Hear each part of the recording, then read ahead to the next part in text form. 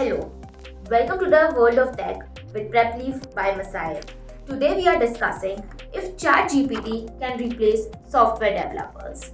While Chat GPT is an impressive language model that can generate text that appears human-like, it cannot replace humans. There are several reasons for it.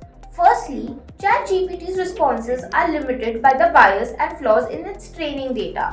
Since the model is trained on data scrapped from various sources, it may produce biased or incorrect responses.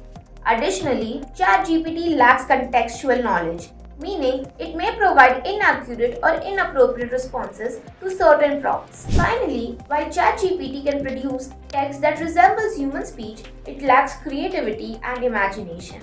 As a result, it may struggle to generate original ideas or find solutions to complex problems. Therefore, ChatGPT is a useful tool, but it cannot replace the unique skills and capabilities of human beings.